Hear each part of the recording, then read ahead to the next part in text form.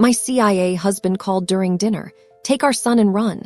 Then I saw something terrifying. Classified, emotional thriller. A story featuring Jennifer Mickey. The pasta was still hot. My son had sauce on his chin. The candles I'd lit, because I was always trying to make our house feel like a home, were flickering softly in the center of the table. And my husband, the man I had married 9 years ago in a small chapel in Virginia, the man I believed sold cybersecurity software to government contractors, was standing at the kitchen window with his phone pressed so hard against his ear that his knuckles had gone white. That's when I knew. Not yet, but I knew. My name is Jennifer Mickey. I am not a spy. I am not trained in combat, evasion, or survival. I'm a 41-year-old former elementary school teacher who makes her own sourdough on weekends and still cries at insurance commercials. I drive a sensible silver SUV. I know every shortcut between our home in Alexandria, Virginia, and Eli's school. I have an emergency kit in the trunk, bandages, granola bars, a flashlight, because that's the kind of mother I am. Prepared for scraped knees, not for this. Never for this. His name was Daniel Mickey, my husband. 15 years with the CIA, a fact I did not learn until our 3rd year of marriage in a hospital waiting room, when a man in a gray suit sat beside me and quietly said things about Daniel that shattered every story I'd ever been told. Daniel had confessed everything that night. He'd held my hands. He'd cried, and I had never once seen Daniel Mickey cry. He told me it was over, that he was transitioning out, that from that day forward we would be normal. I believed him. For 6 years, I believed him. I was a fool dressed up as a wife. The call came at 6:47 p.m. on a Thursday. I remember the exact time because I had just glanced at the microwave clock, thinking Daniel was running 3 minutes late to the table. He was always 3 minutes late. I used to think it was endearing. Now I understand operatives never arrive exactly on schedule. Predictability is a vulnerability. Eli, 5 years old and gloriously unaware that the world contained anything darker than a bad dream, was drawing on his placemat with a red crayon. A tank. He always drew tanks. I never knew why. I think I do now. Daniel stepped away from the table, so fast his chair scraped back across the tile like a crack of thunder. "Hey," he said into the phone, then nothing, just listening, his back to me. I watched his shoulders, not tense, something worse. Certain, he already knew whatever was being said. He was only confirming the timeline. Then he turned around. His face was a controlled mask, the kind of stillness that takes years of training to manufacture. But his eyes were screaming. "Jennifer." He said my name, like a door locking from the outside. I set down my fork. "Take Eli. Take the go bag from the hall closet, the black one, bottom shelf. Don't go upstairs. Don't open the front door for anyone. Don't use your phone after you hang up with me. Drive to the lake house. Do you understand me? Jennifer, do you understand?" My mouth opened. Nothing came out. "Say yes, Jennifer, right now. Say yes." "Yes," I whispered. "I love you. I love our son. Gio."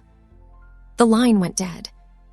Eli looked up at me with red crayon still in his hand. "Mama, is Daddy coming to eat?" I was already moving. "He's running late, baby." My voice was glass, smooth, thin, one wrong touch from shattering. "Can you be my super brave helper tonight?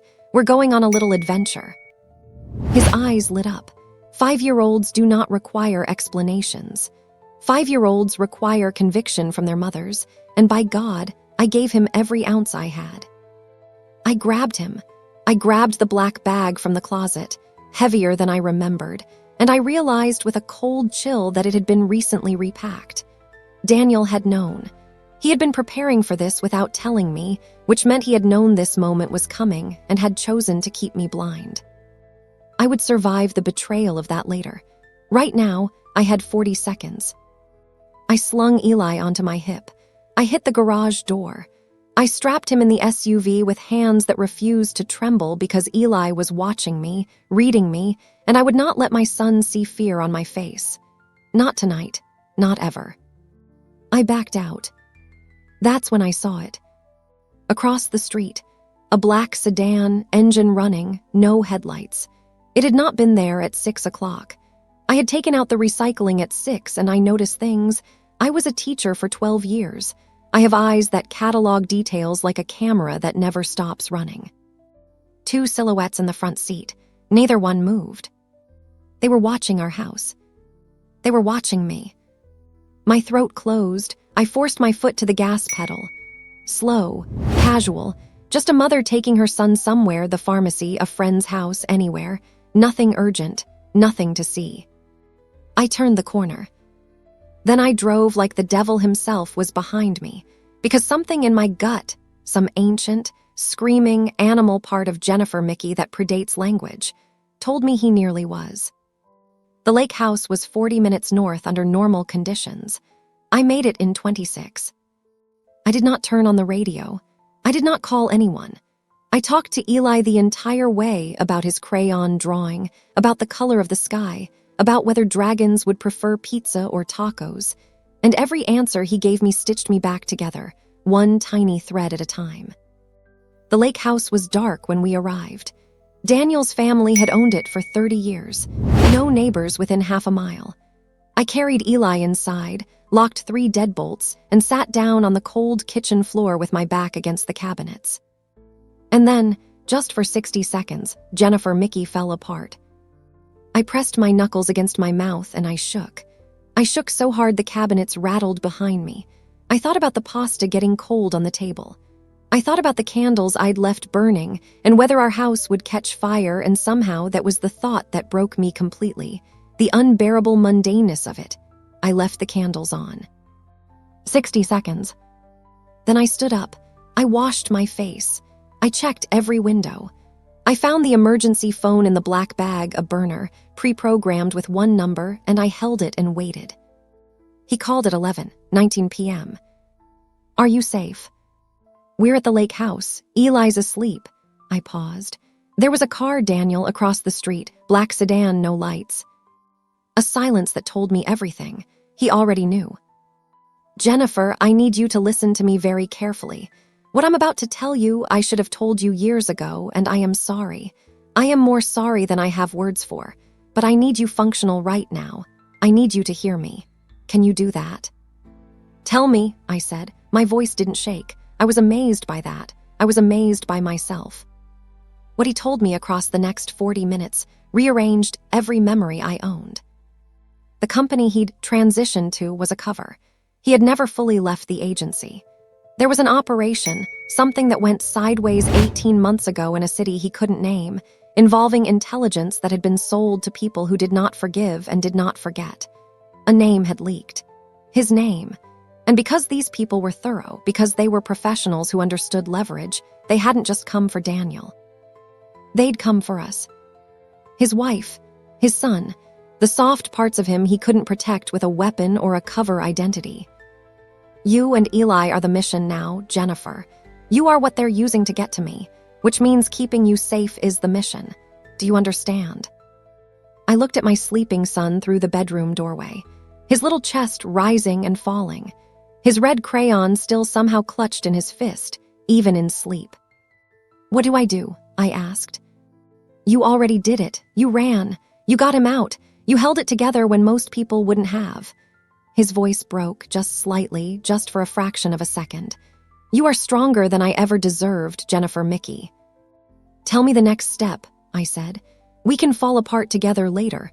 Right now, tell me the next step. The next step came at dawn, a woman with red hair, a federal badge, and a voice that brooked absolutely zero nonsense. She said her name was Harris. She looked at me, assessed me in about 4 seconds, and said, Your husband said you were solid. He was right. I took that. I held it close. Because here is what I know now. What I have learned in the wreckage, and the fire, and the terrifying grace of a Thursday night in October that turned my life into something I don't yet have a name for. Jennifer Mickey did not break. I was soft where I thought I was soft. But underneath that softness, underneath the sourdough and the teacher's patience and the insurance commercial tears, there was something that had apparently been there all along, waiting, coiled quietly in my chest like a classified document sealed in an envelope marked, "Open only in emergency." I opened it, and it said, "Run, protect your son, don't stop, don't fold, don't you dare fall until he is safe." And I didn't. They found Daniel 3 days later. He walked out of whatever darkness he'd been operating in tired, 2 pounds lighter, with a cut above his left eye. And the first thing he did when he saw Eli was drop to his knees on the gravel outside that lake house and hold our son like he was the only solid thing left in the world. Maybe he was. Eli patted Daniel's head and said, "Daddy, you missed taco night." Daniel laughed. It sounded like a man remembering how to be human. I stood in the doorway. I watched them. The sun was coming up over the lake, orange and indifferent and absolutely beautiful. And I thought about the woman who had set pasta on the table 23 hours ago, who had never fired a weapon or run a surveillance route or made a split-second decision that her child's life depended on. She was gone. I didn't mourn her. The woman standing in that doorway, the one who ran, who held it together, who drove through the dark with no headlights behind her and a 5-year-old asking about dragons, she was someone new. Someone I was only beginning to understand. Her name was Jennifer Mickey. And she was just getting started. Did this story move you? Stop here. If Jennifer Mickey's story gripped you, you're not alone. Every day, ordinary people are thrust into extraordinary circumstances. They don't feel brave. They don't feel ready. But they move anyway, and that is the only definition of courage that has ever mattered. Right Arrow share this story with someone who needs to be reminded of their own strength today. Right Arrow follow 4 Part 2. The red-haired agent told me my husband had a second family, but that wasn't even the worst part. Right Arrow comment below, would you have run? What would you have grabbed first? Right Arrow subscribe to get the next chapter delivered before anyone else. Because this story is far from over, and Jennifer Mickey has secrets of her own that even Daniel doesn't know yet. The mission isn't finished, neither is she. Copyright Jennifer Mickey Story Series, all rights reserved. Unauthorized reproduction prohibited.